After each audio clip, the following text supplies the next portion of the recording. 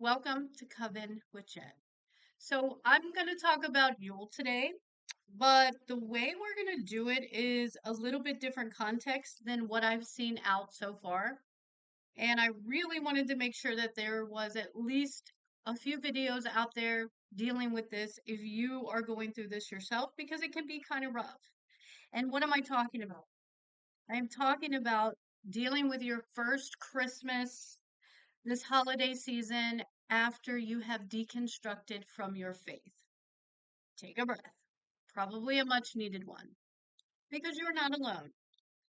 This season can be overwhelming. It can feel different now. Sometimes freeing, sometimes pain, confusion,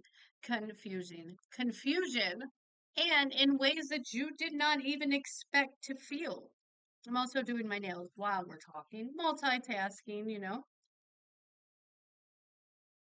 We hear so much about tis the reason for the season, and sometimes we're so used to doing things that we just do them out of obligation, whether we really want to or not. So, I want to talk today about why, what this experience feels like, and why it is so complex, and hopefully how we can navigate through it with honesty, compassion, and maybe a little bit of magic. So let's start with what we're actually talking about, deconstructing. What does that actually mean? Deconstructing is not throwing away. It is not taking your faith and just disregarding it and being left with nothing. It's not it's not an all or nothing situation. You are going through a transition, and transitions are sacred and deserve space. When your belief shifts, you're inevitably going through your own season in life, and it affects every part of your life. We all know that mind, body, and spirit all go together. So, what are some feelings that could be rising to the surface this time of year? Grief. You are inevitably grieving the version of yourself that you once found security and comfort in, or at least security. But in this season, I want you to realize that whatever feeling that you're feeling is sacred, and it is valid and deserves space. Loneliness. Maybe your friends and family are not on this new journey with you. Maybe they're still going to midnight mass or Christmas Eve service, or maybe they're still doing all of the things that do not align with you now. They don't hold true to how you inevitably feel inside. And it might feel like you're watching your old life through a window. Think it's a wonderful life. And for some of you, this will be the first year that you are not forcing yourself to go to rituals or your kiddos that felt heavy or painful or done solely out of obligation. And then you probably feel guilty about feeling relief. It's okay. Relief is valid too. This is something that you are allowing yourself to step away from for a positive outcome. And this is where the identity shift comes. You might be asking, who am I in this season now?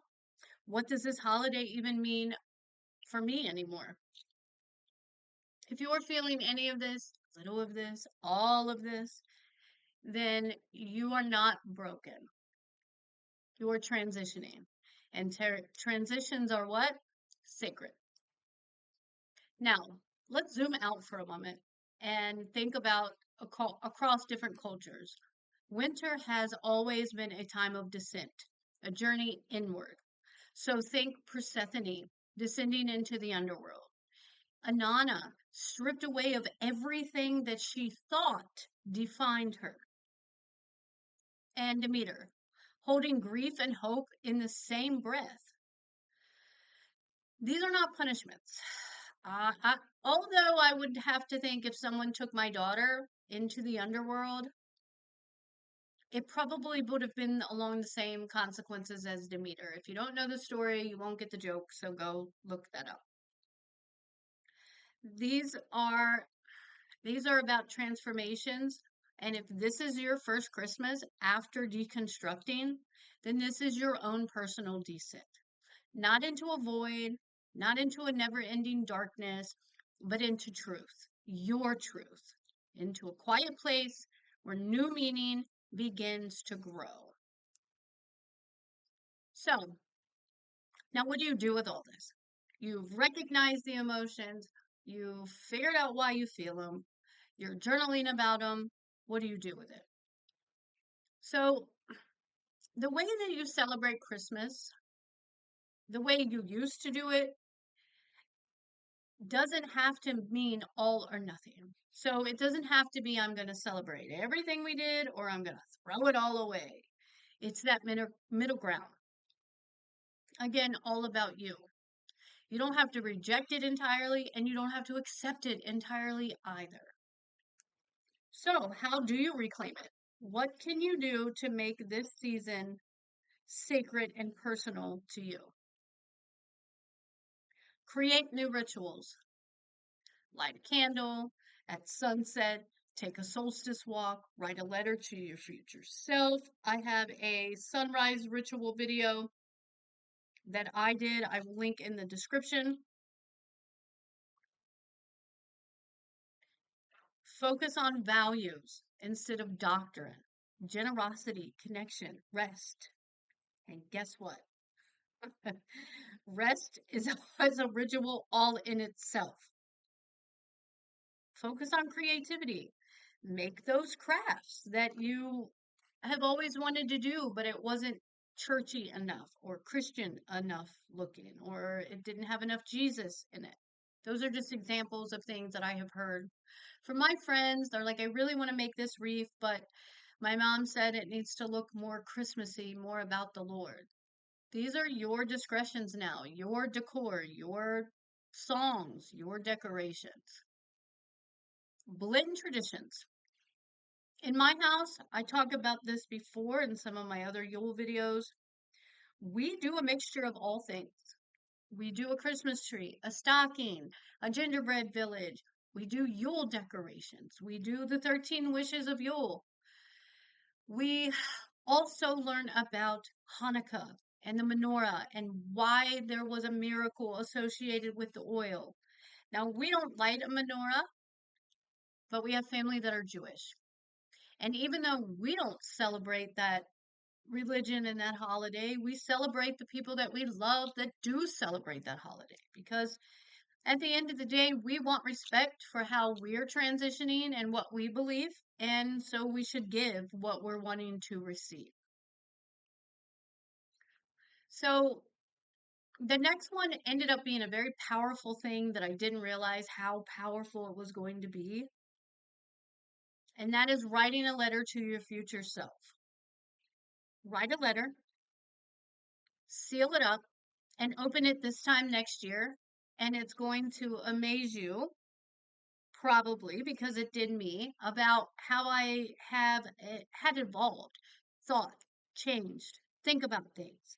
Things that I aspired to do that I did and went above and beyond. Some things I missed the mark on. And some things I was able to accomplish in a deeper way than I ever even realized. Here are some questions that you can ask yourself in that letter. What parts of this season feel meaningful still? Things that you've done since you were a little girl, traditions that have carried on that still hold real value, regardless of what title you put on it. Christmas or Yule or winter solstice. And which traditions feel like you're only doing them out of obligation? Because that can happen too. You can bake those cookies for the senior center, not because you want to, but because you feel like you should. What do I want this time of year to symbolize for me right now? Your answers might surprise you, and it might comfort you, and it might confront you with some things that you didn't realize were not being dealt with yet. All right, let's talk about navigating family dynamics. Not your household family, but your extended family. So let's talk about the part that tends to be the hardest, family in general at this time of year. Everybody has their idea of what Christmas dinner or the holidays or gift exchange or all of that should look like. If you're going home for the holidays, you might be bracing yourself for questions, comments, concerns, and a little bit of theology. And if you grew up in the religion I did, a little bit of prayer and repentance and hellfire and all of those things. Here are a few suggestions and some things to keep in mind that might help you. Set boundaries ahead of time. You're allowed to say, I'm not discussing this right now. This is not what this day is about. We're here to have dinner. We're here to enjoy each other's company. You do not owe anyone an explanation about your personal beliefs when it comes to theology, spiritual, or any other. Now, I said this is not including your household family, so I would exclude your children and your partner from this. If your kids expect to get up on Christmas Eve and do a certain ritual, certain tradition, go to mass or church, and you stop with no explanation at all, that's going to cause confusion.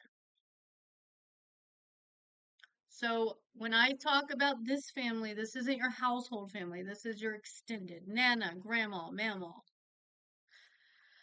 Prepare a script in your mind. Now, for a lot of us, this comes naturally. We do this no matter what, even when we don't mean to. We, in our mind, if they say this, I'm going to say that. And if they say this, I'm going to say that. I appreciate your concern. I'm exploring my own beliefs. The kids and I are not doing this. My partner's name and I are not doing that this year. Thank you. Give yourself permission to say, I have to go. I have to go. Let voicemail pick up. Step outside and go for a little break. Give yourself a break. You don't have to have all the answers all the time. And if someone asks you something that you don't know about this newfound belief, say, I don't know. I'm still figuring some of this stuff out. Did you know everything that there was to being a Christian the very first day you became one? It's the same thing. It's a journey. See, in my spiritual path, it's not about the destination. It's literally about the journey. That's why it's called a path. And in Christianity, that's referred to as the road to salvation. But when we talk about in the spiritual world, occultic, witchy, we talk about the path that we're on because we're not looking for the destination. So if this is your first Christmas after deconstruction, here's deconstructing. Here's what I want you to know. You don't have to perform or be who you used to be based on anyone's expectations. You don't have to have everything figured out. You don't have to celebrate the season the right way. There is no right way. There's no right way. You just have to be honest, gentle with yourself, compassionate. Let the season be what the season is going to be. It will take on a life of its own. That means if it's messy, if it's loud, if it's quiet, if it's unsure, let it be what it is. This is a moment of rebirth for you, a solstice of the soul, and you're not walking it alone. I hope that this has helped. If this video has resonated with you, please share your experience in the comments. Your words, your story might be what somebody else needs to hear to know that they're not going through this alone. If you want to hear more about these type of topics, about realistic transition things of deconstructing, let me know in the comments. If you are not following me, subscribe. Please subscribe. Let me know. Hit the bell, ding ding, when you want to know when I come up with an idea what to talk. Blessed be. Thank you for being here. I hope that this has inspired you. And remember, the magic truly is within you. Blessed be.